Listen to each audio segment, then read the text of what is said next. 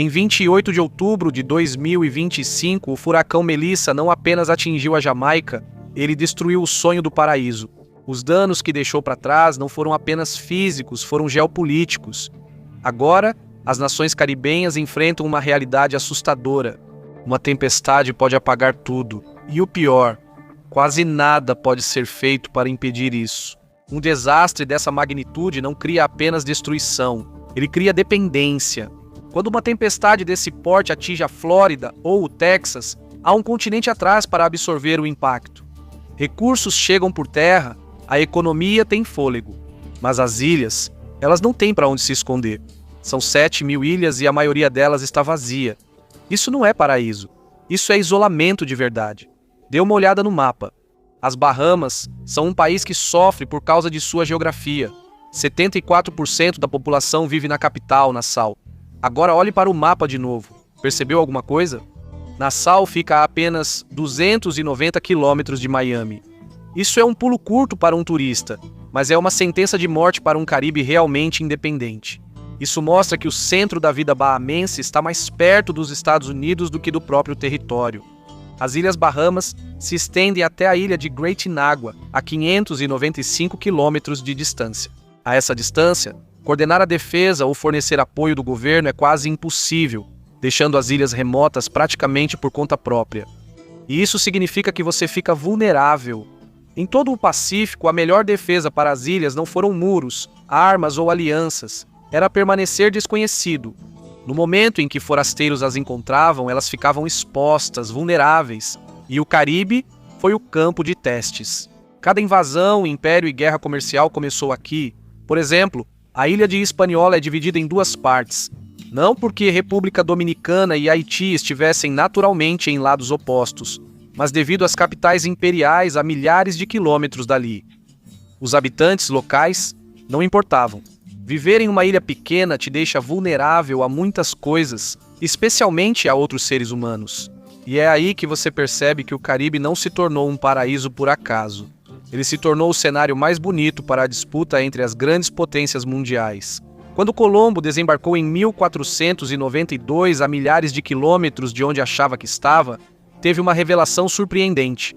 Os habitantes locais estavam totalmente indefesos, não só porque os germes eram assassinos invisíveis. As próprias ilhas eram armadilhas, isoladas, fáceis de explorar. E foi exatamente isso que eles fizeram. Trabalho forçado, apropriação de terras e massacres. Só em Hispaniola viviam lá pelo menos algumas centenas de milhares de taínos quando Colombo chegou. Apenas 20 anos depois, restavam apenas 32.000. Isso é um colapso de 90%. Em todo o Caribe, os povos indígenas foram exterminados, dispersos em pequenas comunidades isoladas ou absorvidos pelas gerações futuras. A geografia havia construído para eles um paraíso e os tornado vulneráveis. E não parou por aí. A Espanha percebeu que as ilhas eram ideais para exploração, e logo outros também notaram isso. A França invadiu Hispaniola, estabelecendo a fronteira que persiste até hoje. A Grã-Bretanha expulsou a Espanha da Jamaica. Os holandeses decidiram que Aruba tinha o sal de que precisavam. Cada império chegou com uma bandeira diferente e a mesma intenção. Em 1823, as Américas já eram o quintal dos Estados Unidos. A doutrina Monroe era só um pedaço de papel no começo, mas o Caribe teria que viver sob ela. A Espanha manteve Cuba por séculos, mas quando Theodore Roosevelt decidiu se interessar, a Espanha não conseguiu defendê-la. Também não conseguiu manter Porto Rico. Uma ilha mudou de mãos imediatamente e os Estados Unidos ainda pairam sobre a outra. Os soviéticos não simplesmente recuaram após a crise dos mísseis de Cuba. Eles integraram a rede de inteligência de Cuba. O complexo de inteligência de Sinais de Lourdes, ao sul de Havana, monitorava o quintal dos Estados Unidos. A cortina de ferro acabou caindo e os soviéticos se foram, e os Estados Unidos pareciam reinar supremos na região, até hoje. 500 anos, um padrão. As ilhas do Caribe são joguetes das grandes potências mundiais. Se você curte esses mergulhos em geografia, inscreva-se no canal. Pesquisei tanto sobre as ilhas do Caribe que preciso de férias para me recuperar. Seria de se imaginar que a tecnologia moderna aliviaria a pressão sobre as ilhas do Caribe. Os povos indígenas não conseguiram avisar quando os conquistadores chegaram. Hoje é diferente. Redes de celular, mídias sociais, o mundo está interconectado. Então, por que as ilhas do Caribe não formaram uma união política ou econômica como a União Europeia? Mais uma vez, tudo se resume à localização, localização e localização. Uma localização que dificulta até o básico: comida, combustível e infraestrutura. Tudo custa mais caro, demora mais ou depende de outra pessoa. Seria de se imaginar que isso seria a única coisa que o Caribe teria em abundância. Mas não é. A água doce superficial se contamina facilmente quando você está cercado pelo oceano. Furacões pioram ainda mais, inundando os suprimentos e estragando os poços. Algumas ilhas dependem da dessalinização, mas isso é caro e limitado. Muitas vezes, elas não têm outra opção a não ser importar água. Jamaica, Barbados, Bahamas, todos dependem de ajuda externa apenas para sobreviver. Quando um país não consegue garantir sua própria água, sua segurança nacional se torna frágil. É um lembrete constante. A geografia construiu o paraíso e a geografia construiu a vulnerabilidade. Esse é um dos maiores pesadelos da geopolítica. Quando você depende de potências estrangeiras para se alimentar, sua segurança nacional fica vulnerável. Só 3 países do Caribe produzem mais da metade dos alimentos que consomem: Guiana, Belize e Haiti. E 2 desses 3 não são nações insulares. As ilhas precisam importar alimentos. A região como um todo precisa importar entre 80% e 90% de todo o seu suprimento de alimentos.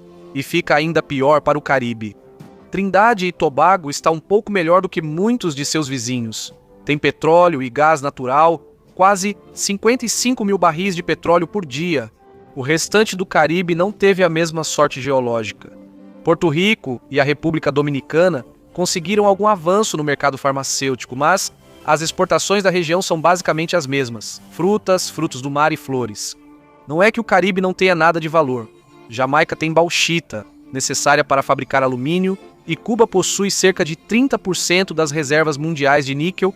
Parece impressionante, mas a produção de bauxita da Jamaica em 2024 representou apenas 0,78% do total mundial. Não é suficiente para mudar seu portfólio econômico. E o níquel de Cuba? A má gestão do regime comunista e o embargo americano afetaram seu valor.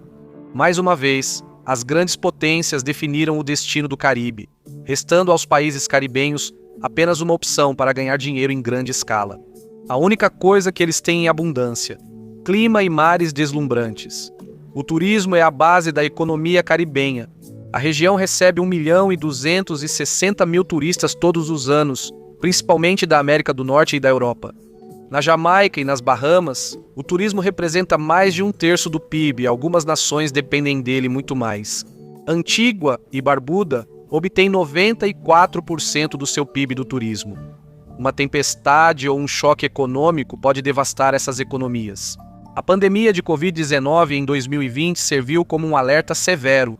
O turismo no Caribe caiu 67%, eliminando 33,9 bilhões de dólares em receitas. Isso não é apenas vulnerabilidade econômica, isso é um pesadelo geopolítico. Porque quando suas exportações dependem dos cidadãos de outros países embarcando em um avião, você não controla totalmente o seu próprio futuro. Basta uma declaração, uma postagem nas redes sociais do Departamento de Estado dos Estados Unidos, aconselhando os americanos a não irem ao Caribe, e a economia de toda uma região entra em colapso. E existem motivos para isso. A região tem uma alta taxa de homicídios, 49,4 por 100 mil na Jamaica, 51,3 em São Vicente e Granadinas. Todos motivos válidos para que os escritórios diplomáticos peçam uma pausa no turismo para a região. Formar uma união caribenha pode parecer bom no papel, mas quando sua economia depende quase inteiramente de dinheiro de potências externas, você não tem muitas opções. Na maioria das vezes, você apenas sorri e diz sim. Isso é especialmente verdade quando desastres repentinos acontecem, e o Caribe pode esperar mais deles. Basta olhar para o furacão Melissa. Na Jamaica, o prejuízo total causado pela tempestade foi de 10 bilhões de dólares. Isso é devastador para um país com um PIB total de 33,7 bilhões de dólares em 2024. Uma tempestade, um dia, e 1/3 da economia da Jamaica foi destruído. E aqui está o fato realmente surpreendente. O furacão Melissa não foi uma surpresa. Não houve golpe inesperado como o que o meio Atlântico dos Estados Unidos sofreu com Sandy em 2012. A Jamaica sabia que Melissa se aproximava. As autoridades se prepararam 5 dias antes do impacto. Equipes responsáveis pela água foram mobilizadas, evacuações iniciaram e aeroportos fecharam. E ainda assim não havia nada que as autoridades pudessem fazer. A tempestade chegou. 102.300 acres foram danificados. As plantações foram devastadas. Metade das florestas da ilha foi danificada. E a lista de perdas continuou crescendo mesmo depois que Melissa se dissipou sobre o Atlântico Norte. Enchentes atingiram a região 2 semanas depois, gerando nova emergência de saúde. As autoridades apressaram-se em alertar as pessoas a evitar contato com a água contaminada. Doenças transmitidas por mosquitos aumentaram em toda a região do Caribe após o ocorrido. Além disso, os custos de cuidados de saúde a longo prazo para tratamento e outras complicações adicionaram um peso ainda maior a sistemas já sobrecarregados. A Jamaica estava, na verdade, mais bem preparada do que muitos de seus vizinhos. O país tinha um título de catástrofe de 150 milhões de dólares, reservado para eventos como o furacão Melissa. Também recebeu assistência regional do Fundo de Seguro contra Riscos de Catástrofes do Caribe. Um fundo de seguro multinacional com 35 membros pagou à Jamaica mais 71 milhões de dólares após a tempestade. Embora a ajuda tenha sido bem-vinda, os números contam a verdadeira história. Desde sua criação em 2007, o CCRF pagou 483 milhões de dólares, ainda menos de 1/10 dos danos que Melissa causou somente na Jamaica.